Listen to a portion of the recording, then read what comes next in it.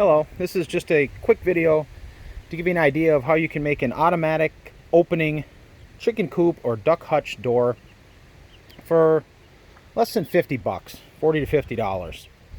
So this is our nighttime duck hutch. This is where they go in at night to be nice and secure. And when I built this hutch, I did not plan on putting an automatic opening door on it, so it has a double door here. So the first thing I did is secure one of these doors in place with an eye bolt. Sorry, it's a little windy today. And then I made this right-hand door the automatic opening one. So there's three main components to this system. The first one is to set up your coop or hutch door to open under spring tension automatically using a pin. So that sounds more complicated than it is, but basically you just need a spring on the door so that when it's closed like this and you let go, it pops open. So for this one, which is just a standard hinge opening door, I used a screen door spring. This was 10 to 15 bucks at the hardware store maybe. And I just made sure the position of where I had it would allow it to close with just a little bit of spring tension, because this is a pretty stout spring down there. So if you get it a little bit too tight, this door can come flying open. But you can just move that position or cut links in the chain if you need to. So this opens nice and gently. And then this little padlock here is just a weight that holds to make sure the door stays open, otherwise it tends to drift shut. So that's the first step. So to keep it closed, I have a big eye bolt over here.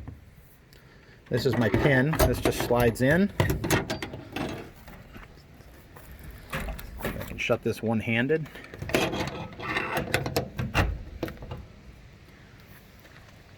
Okay, so the door just holds shut with a pin and under spring tension, and all you have to do is pull the pin and it'll open. All right, so that's the first step in this automatic system, is to get your door set up so it can open like this. And like I said, this was maybe 10-15 bucks for the screen door spring and a few bucks for these eye bolts. These ones are just guides, and a few bucks for this big pin. The second component to the system here is this little guy right up here. This is a low RPM synchronous motor, and these things are used in microwave turntables. They're pretty cheap. This was $10-11 on Amazon. And they come with just two little wires that come out. You can see the two little blue wires. And so I took a piece of extension cord here and just wired a piece of extension cord onto it so I can plug it into my timer. So, I mean, you can already figure out what's going to happen here. When you turn this motor on, or when it comes on, it's just going to start slowly winding. It's going to wind up this rope, pull out the pin, and the door will pop open. So it's pretty simple. So these low RPM motors, they come in different RPMs. I went with the 2.5 to 3 RPMs, so 2.5 to 3 revolutions per minute on the motor.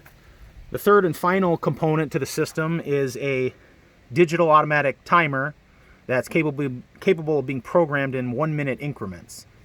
So this is a Brinks model here, and you know, these are just the standard ones you use to turn your lights on or whatever it might be. So I have this set up at whatever time I want to open the coop. I think it's 4:30 a.m. now. It comes on for 1 minute and shuts off. So 1 minute is all I need. 1 minute of winding this string is enough to pull the pin fully out. Of course, if you need more winding or a longer pin, you could do it for 2 minutes or 3, whatever you need, but 1 was fine for me. So I can plug it in manually here so we can see it work. Let's go over here. There, so the timer will turn on. Motor's going to start running. Going to start winding. That's pulling the pin.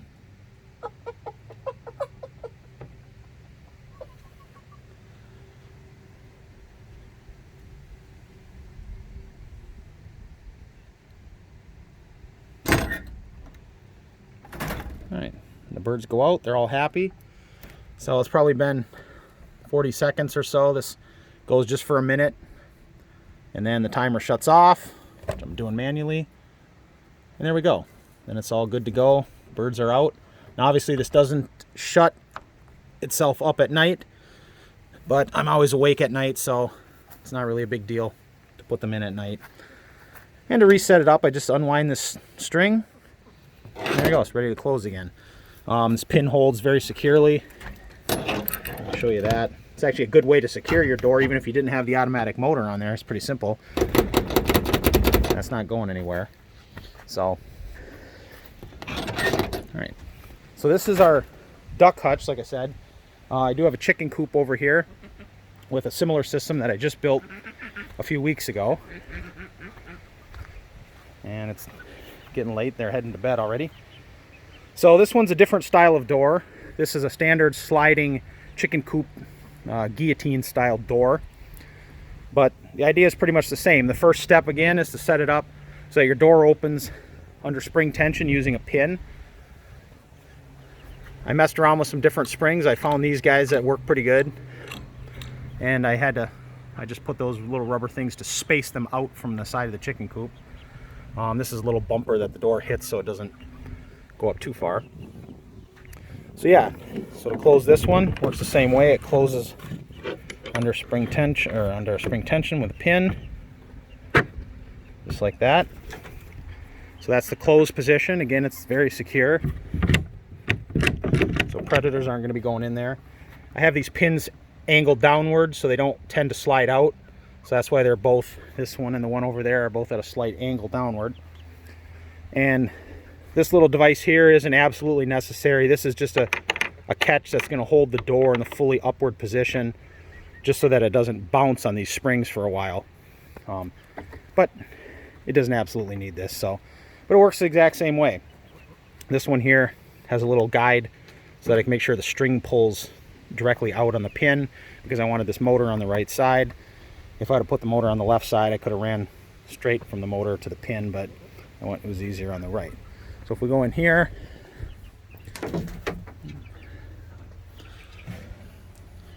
here's where the two little blue wires from the motor come in.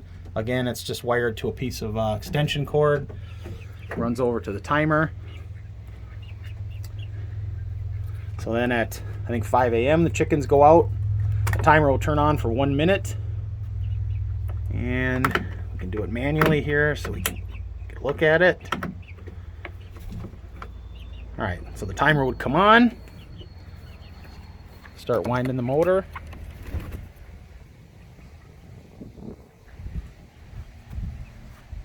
And I start sliding the pin. And this is just a bolt. I just cut the threads off of it and sanded it a little bit so it's smoother. Drilled a hole through it for the rope. You could use an eye bolt there. That way you don't have to drill any holes, but let's back up and watch it go. And then the birds can actually go to bed.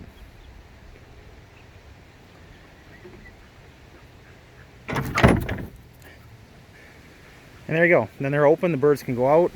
And I better shut this off manually. There, everybody's angry at me because I'm messing with their coop here before bedtime. That's about it. So if this little device wasn't here, you know, this door would just bounce. It would still stay open, but I made this thing so that it'll just stay up. Pretty simple. So again, this is a low RPM synchronous motor. This one was like $10.60 on Amazon. They're pretty cheap. And they just come with these, just the motor. I just put a couple little blocks of plywood here to mount it. Pretty simple stuff. Pretty cheap components. So 10-11 bucks for the motor. These timers, I think this one was 15 bucks on Amazon. So about 25 to 30 bucks for the timer and the motor. And then the rest is just whatever springs and hardware store components you need to get your door to be able to open with a spring and a pin. So I think the chicken coop came out to just under 50 bucks, and this one was just a little bit over 40. So $40 to $50 for this system. Runs on AC current, which is nice. You don't have to have any converters. All simple components, and works pretty good.